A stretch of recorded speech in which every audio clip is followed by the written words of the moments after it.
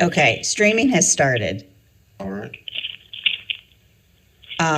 Dr. Blanton, Here. Dr. Fleming, Here.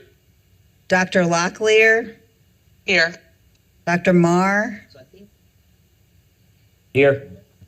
Dr. Elliott, Here. Dr. Penfield, Present. Dr. Houston, Here. Dr. Holland, Here. Dr. Griffin, Here. and Mr. Smith. Present. We have quorum. Good morning, ladies and gentlemen, and welcome, commission members, advisor staff, on-site visitors, and online listeners to the May 11th, 2023 monthly meeting of the North Carolina Professional Educator Preparation and Standards Commission. The Standards Commission develops and recommends to the State Board of Education rules related to all aspects of educator preparation, licensure, continuing education, and professional standards of North Carolina educators. I am Aaron Fleming, Vice Chair of the Professional Educator Preparation and Standards Commission, and I call this meeting to order. Our agenda and materials are available online through the DPI website, www.ncpublicschools.org, on the SBE meetings link. The meeting is also audio streamed through a link located at the bottom of the e-board agenda. I will now read the ethics statement that is required of us.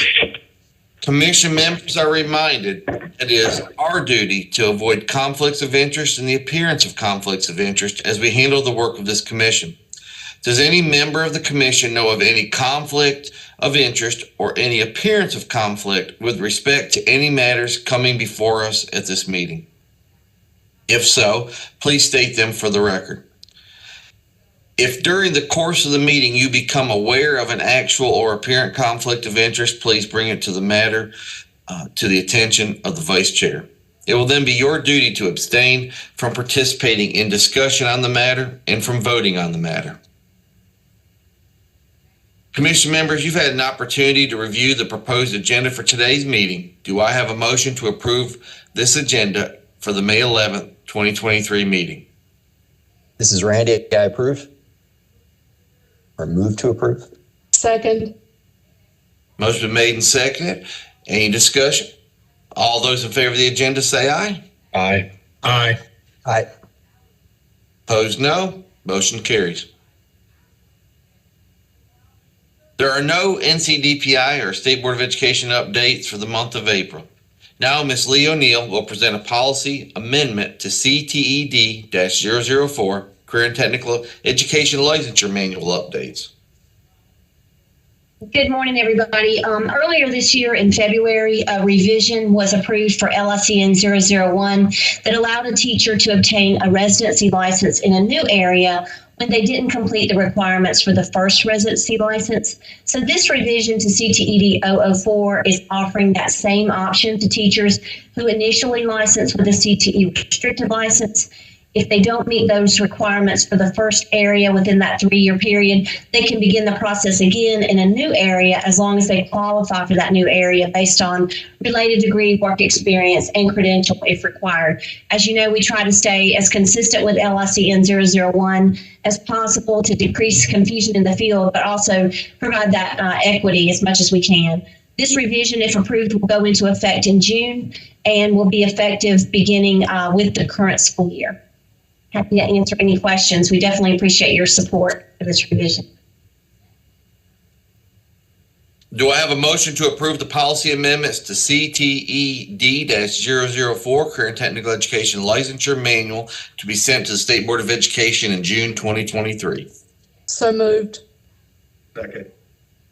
Motion been made and seconded. Any discussion? Who seconded that? That was Bill. Thank you.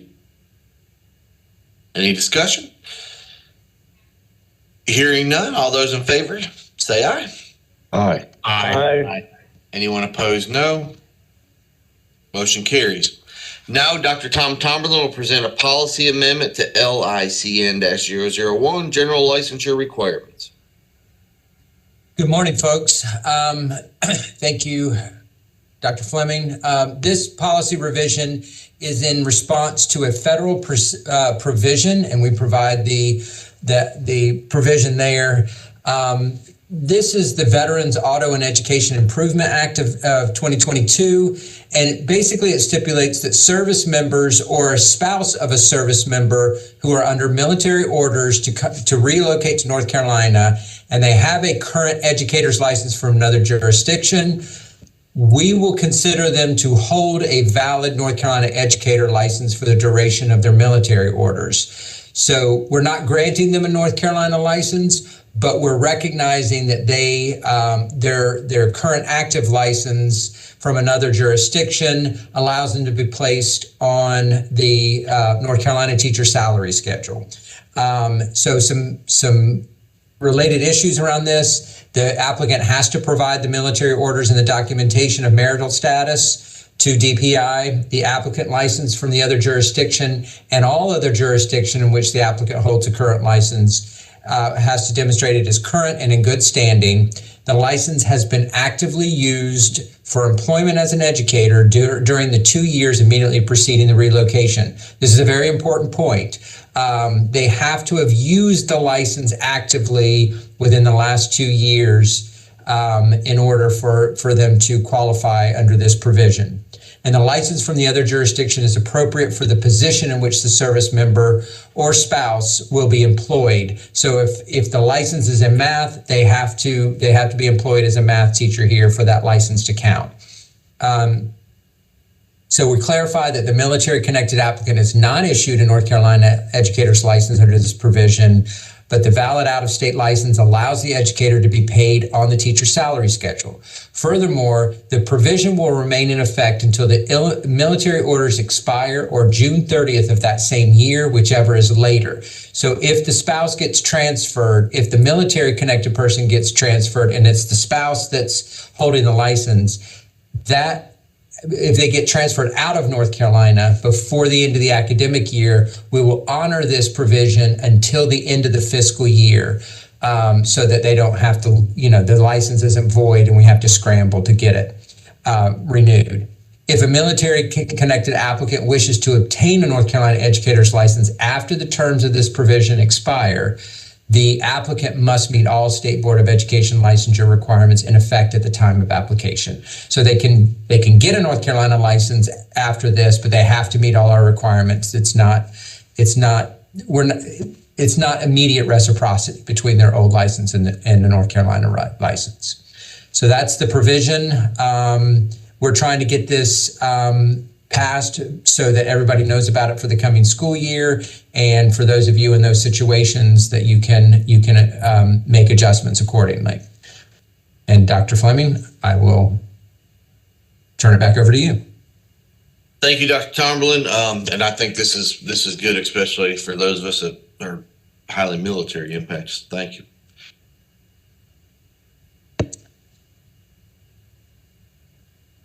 Move to approve.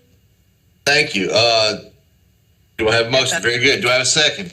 Second, Michael. All right. Motion been made and seconded to approve the policy amendments to LICN-001, general licensing requirements. State Board of Education. All those, any discussion? All those in favor say aye. Aye. Aye. All opposed, no. Motion carries. All right, I do want to remind everyone that all other items on the agenda we will cover in June due to our time constraints today. So with that said,